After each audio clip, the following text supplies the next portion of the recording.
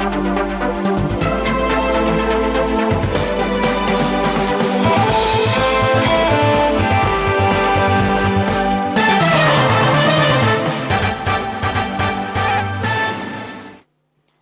dear viewers, you're watching ERi-TV English news broadcast with me Bersa Betaghla. These are the major headlines for today. Activity and progress assessment meeting conducted in Northern Red Sea region. Voluntary blood donation by employees of the Ministry of Tourism. North Korea warns of all-out nuclear response to U.S. aggression. And Israeli air attacks in Syria kills 4 soldiers and wounds 1.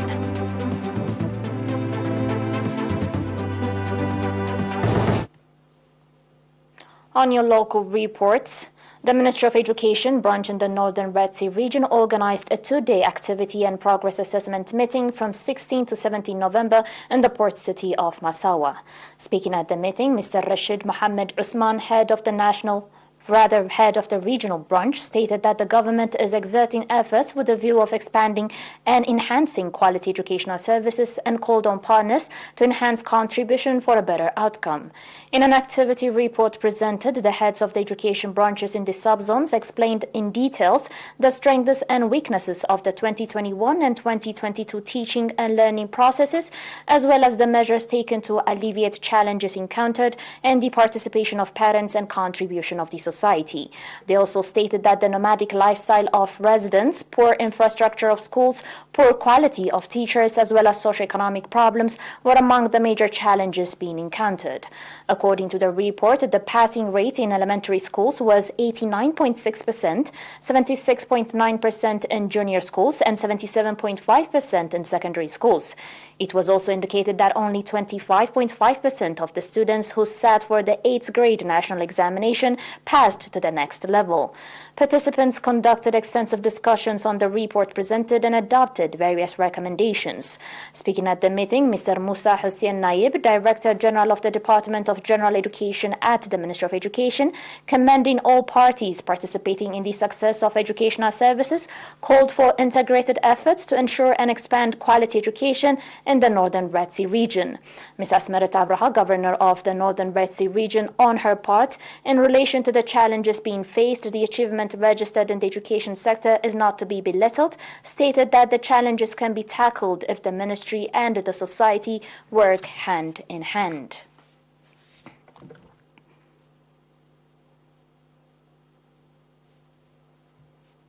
Employees of the Ministry of Tourism branch in the Central region voluntarily donated tens of units of blood.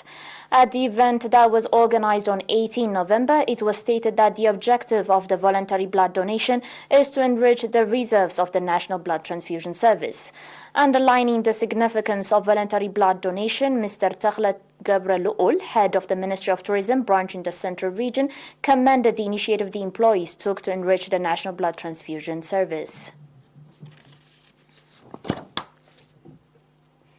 On your last local report, the Commission of Culture and Sports organized a training for its 29 staff members with a view to build their capacity. The institution-based training that lasted from 3 months to 1 year included administration and financing, information technology, marketing and material management, as well as data reporting. At a graduation ceremony conducted on 18 November, the Commissioner of Culture and Sports, Ambassador Zamed Taghla, stating the success of training is measured by the quality of service the trainees exhibit at their workplaces, called on the trainees to translate the skills and knowledges they have acquired in practice. Ambassador Zamed also commended the trainers and partners for the realization of the training program. Representative of the trainees on his part, indicating that the training building their capacity, expressed readiness to play due part in enhancing the quality of the service they provide at their assigned positions.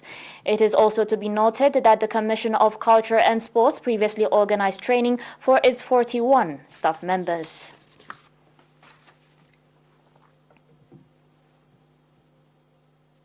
The viewers, do stay with us for the international reports after the short break.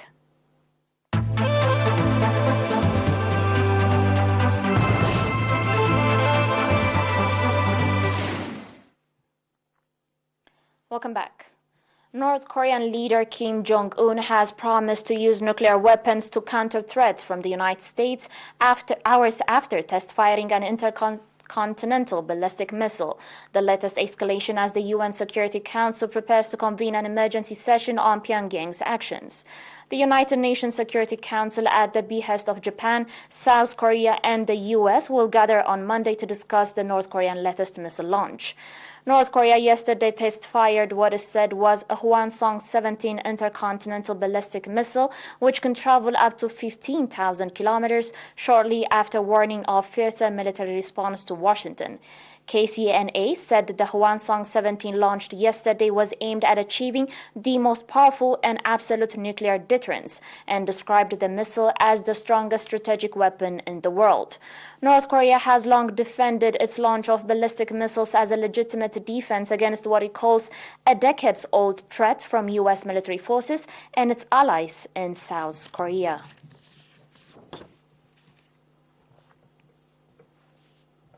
On today's last report, 4 Syrian soldiers have been killed and 1 wounded by Israeli airstrikes on military posts in the central and western regions of Syria, the Syrian state news agency SANA reported. At about 6:30 a.m. today, Israeli jets flying over the Mediterranean targeted military posts in central and coastal Syria, according to the report, which cited a military source. The Syrian Observatory for Human Rights, a British-based war monitor, said the attacks were aimed at pro-Iranian groups in the provinces of Hamas and Hama, hitting weapons and ammunition sites. The Syrian Observatory also said that Israeli forces targeted a Syrian air defense battery in Latakia province. According to SANA's report, Syrian air defenses counterattacked, causing material damage. But there has been no comment from the Israeli military. Dear viewers, you're still watching us on ERi-TV, and now recap of today's major headlines.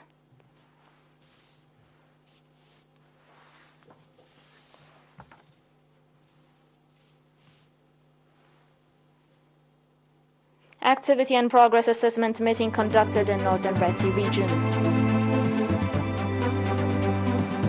Voluntary blood donation by employees of the Ministry of Tourism.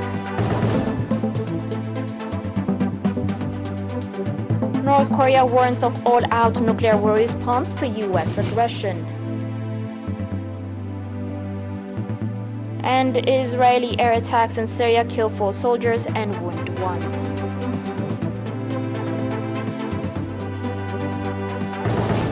Dear viewers, that was it for today. Thanks for watching and have a good one.